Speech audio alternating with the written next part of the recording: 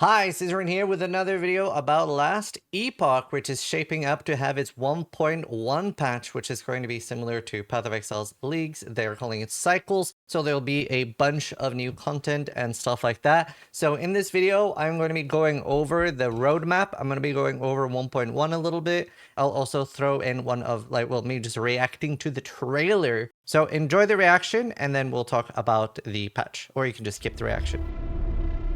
You remind me of him, Traveler. It's that same. It's a really cool cinematic. Hope that led us straight into oblivion. And now, you're part of a war that you don't fully understand. Not one, multiple. Okay.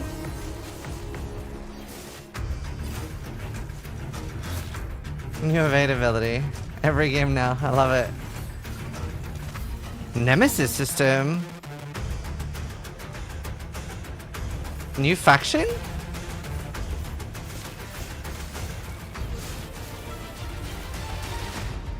I tried to warn you, to spare you, but his eyes. So lots of mini bosses and one big boss.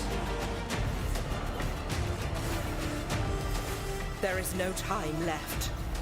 No refuge. No hope. His harbingers are coming. So I don't understand. It says Harbingers, but it's not blue. Can somebody explain that to me? Somebody make me a PowerPoint presentation. I don't understand. Why is it purple? Did it say something that the bosses are only available in season until it's been killed? Like, you can't do the boss with your old characters? So based. Every ARPG should do that. That is PoE's biggest fucking flaw.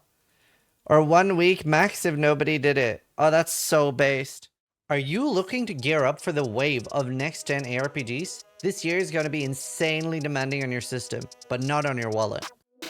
Starforge has you covered with the Horizon line, with great computers for your everyday gaming, and for those looking for the top-of-the-line PC, the Voyager model is there for you. If you want a solid system with a rock-hard performance, look no further. Starforge is the perfect fit for you. That rocket is definitely happy to see you. Give yourself an edge to blast through the golden year of ARPGs by heading over to starforgesystems.com and get yourself one of the best PCs in the universe.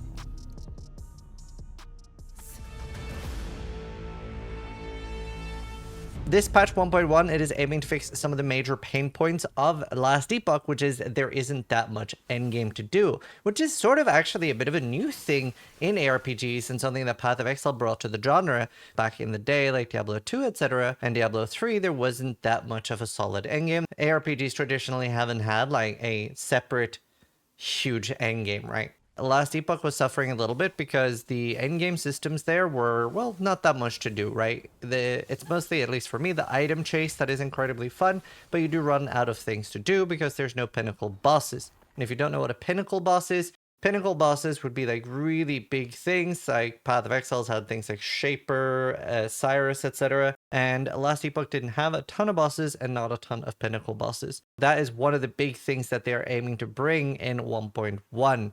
So yeah, multiple new bosses, a pinnacle final boss, and this does seem very PoE inspired. New enemies, Harbingers. Now, for Path of Exile players, these are purple. I know. What's gonna happen to Prophecy? But they are going to be the key to unlock the new in-game boss, and they're found in Empowered Timelines.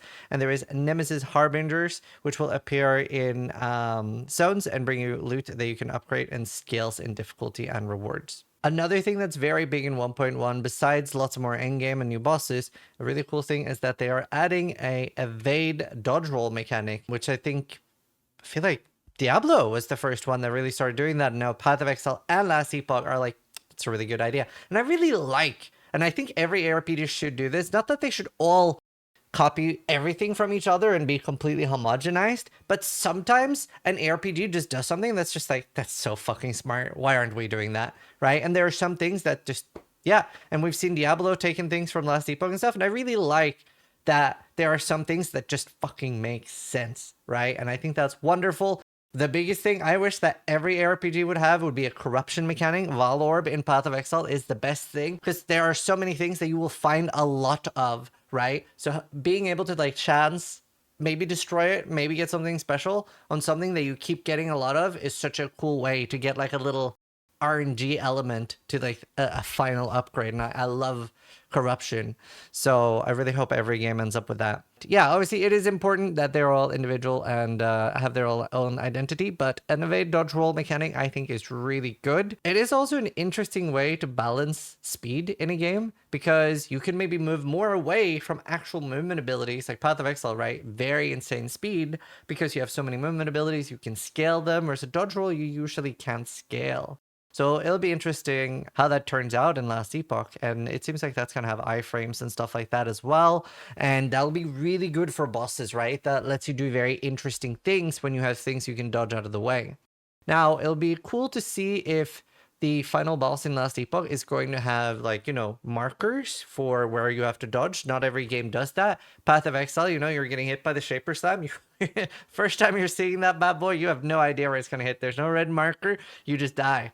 Whereas Last Epoch has had a lot of like immunity markers like, hey, this area is unsafe, get out of the way, you died, right? The item factions are going to be rebalanced in Last Epoch. It will be very interesting because I think pretty much everybody was doing the solo self-found faction. I mean, honestly, they don't really need to be balanced. They could be like changed every single patch. So like some patches this one's good, some patches the other one's good. I think the big problem in my opinion was that the solo self-found faction, I know it's not solo self-found, but like trading is way too easy, especially if you have friends, because like the way it would work and you get so many more drops, so much more stuff you're finding, it's ludicrous. And I could just play with Steelmate for an hour and then trade an item that he found for me, right? But we did see a lot of people getting especially like really good legendary potential items from the auction house.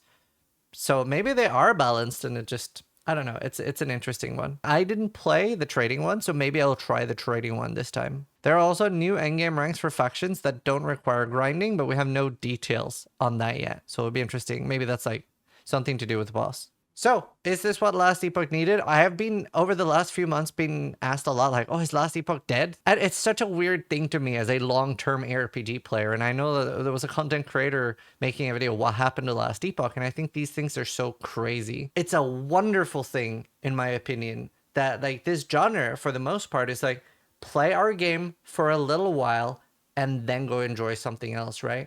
I think it is a huge mistake from games that are like, we want to capitalize on all your time. Please don't play any other game. We want to have a subscription fee. We want to have dailies. We want to have super dailies. We want to have the most important daily that you cannot miss or you're basically ruined. And the games just end up feeling like a chore.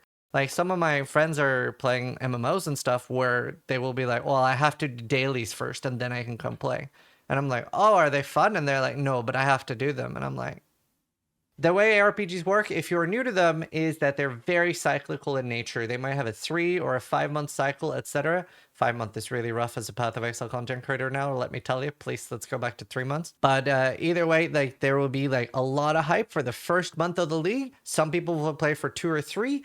And whatever the last month of the league is, whether it's a 3-month cycle or a 5-month cycle, the last month, people are usually playing other games that might have come out, like Baldur's Gate, Elden Ring, etc., and catching up on that. I think that's a great thing. You get like a little bit of a break before like the hype, and then every launch, everybody's back, or at least a large amount. A lot of people take like maybe a break of a season from a game. And every game works like this. Diablo, Path of Exile, Last Epoch, and for all 3 of them, in the last month, everyone's like, Zizaran, did you see? Diablo's dead. Path of Exile's dead. Last Epoch's dead. And it's like, okay, dude. Something Last Epoch needs, in my opinion, is better cosmetics. I don't really understand how this game is going to have long-term viability with only the game being $35, which is very similar to what people end up buying just for stash tabs in Path of Exile. And obviously a lot end up spending maybe $100 on stash tabs in Path of Exile.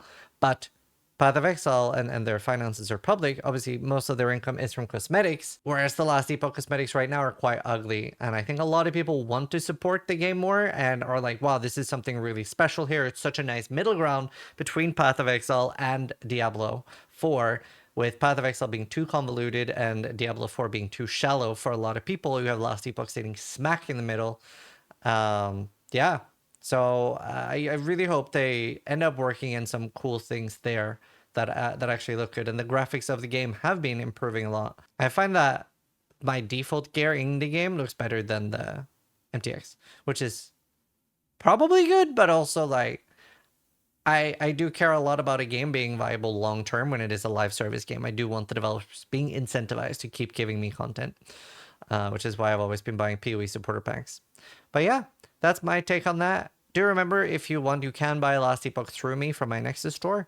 But either way, I hope you guys like this update. I will be playing for sure. It comes out a few weeks before the new PoE season, so I'll be playing for a bit, probably a few weeks, probably 3 weeks. 2 or 3 weeks, I think. But I'm excited for a new season and excited for the new boss. Thanks for watching. Sub if you liked the video. Thanks for watching. Try to die less than I do.